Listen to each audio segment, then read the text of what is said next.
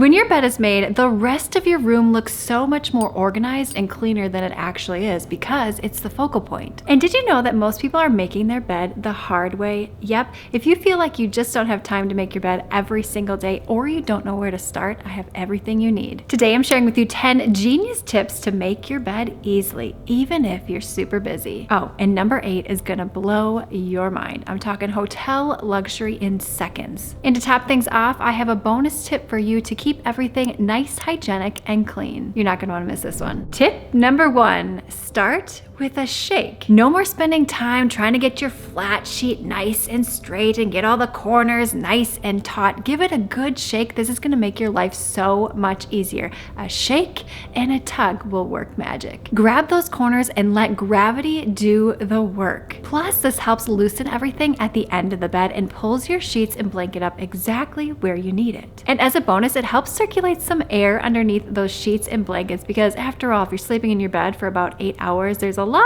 of body perspirations and things going on in there. Easier to make and overall just feels fresher. Tip number 2, simplify your bedding. You don't need all the fancy pillows and comforters and throw blankets and sheets upon sheets and flat sheets and the list goes on. In fact, when it comes to my kids, the only thing that we generally use is A, a quilt because they're super easy to wash and they're warm, or B, a nice comforter that I can also wash every other week. We often skip the flat sheets because, my friend, those things can be a pain in the butt. Now, if you're someone who doesn't wash your comforter on a regular basis, I do recommend the flat sheet so that there's a barrier between your body and your blanket coverings. A fitted sheet, a comforter, and some nice pillows is all you really need. And sit tight because I have that comforter hack for you coming right up. Tip number 3, if you are going to use a flat sheet, you're gonna wanna know this simple trick. Instead of pulling that flat sheet all the way up to the top of your bed, I recommend that you just pull it about 3/4 of the way. It's gonna really elevate the look of your bed and give it that hotel luxury vibe. Plus, you'll have some extra material for an upcoming trick I'm gonna share with you that makes bed making even faster. And again, if you wanna limit the amount of laundry that you need to do, use that flat sheet to create that barrier. Tip number 4 is one of the easiest bed making tricks that I find the most helpful, and that is leave your sheets tucked in. That way when you wake up in the morning, you just have to do a little tucking around the sides and maybe at the foot of your bed. Unless of course you're a very violent sleeper and you are rolling all over, you are tornadoing it, your sheets are naturally going to become untucked. And if you're someone who does not like your feet smushed in and tucked in at the end of the bed, just pull it out a little bit more to give those feet a little extra breathing room.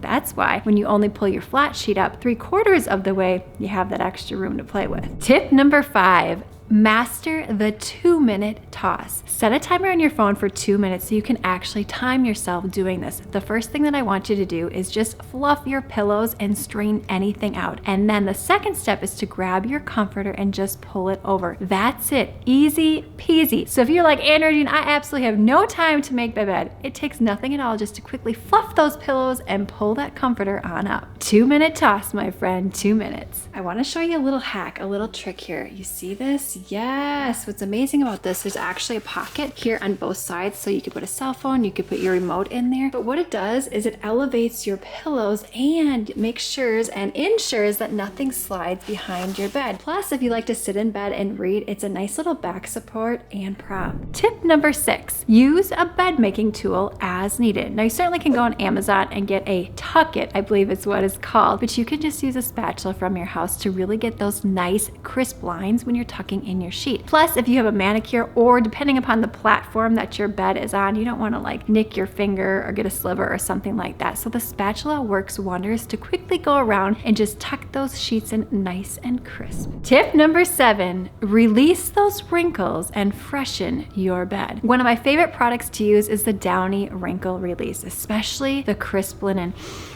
It just smells so wonderful. You will be amazed at how well this helps those wrinkles release, and it just smells so nice. The next night when you get in your bed, it's gonna just feel fresh. It's gonna feel like you just washed your sheets and pulled them out of the dryer. So it's like 2 for 1. You have less wrinkles in your bedding and your comforter, but everything just smells fresher. But I don't know about you, but there's a lot of body odors that are emitted when we are sleeping in our beds. Drool, sweat, tossing and turning, dead skin cells. Yeah, I know we don't want to think about it, but it's the truth. Hold tight. I have a little trick for you that's going to take care of that in just a second. Now, if you really want to up-level your game a notch, I do like to use this iron and steamer combination when I'm first laying a comforter down or my sheets down, because it just really helps everything look really nice and crisp. And there's something just very satisfying about getting in your bed for the first time after you've washed everything, and it's just yes. Let me know if you can relate to that in the comments box below. Tip number 8, fold in halves or in thirds and leave it at the end of your bed or halfway down your bed. I actually really like the thirds approach, and it's super simple. All you do is pull,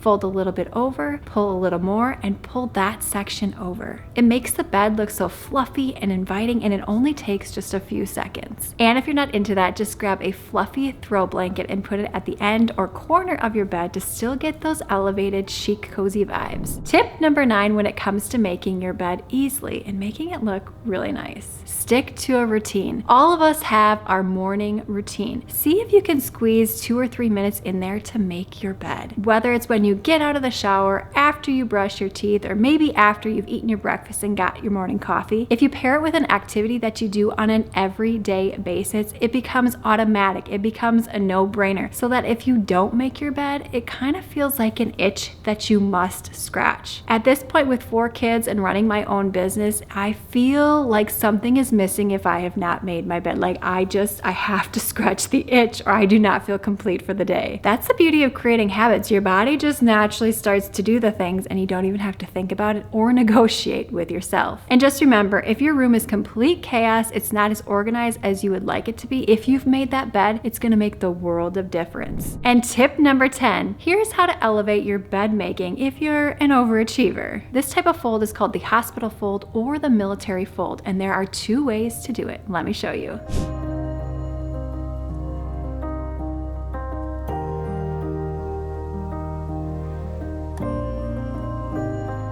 And that's it. Everything looks so much more elevated and those corners stay tucked in so nicely. And that bonus tip, this is a must-have in my opinion when it comes to bed making and bedroom maintenance. We talked about skin cells and dust mites and bodily things. Yes, you certainly can get a mattress protector, which I highly recommend. I will link my favorites in the description box below and pin it in the comments section. But even though you have a mattress protector, things can still seep through in there. Think of ants and mice. They get in all those tight spaces and you think to yourself, how in the world they do that?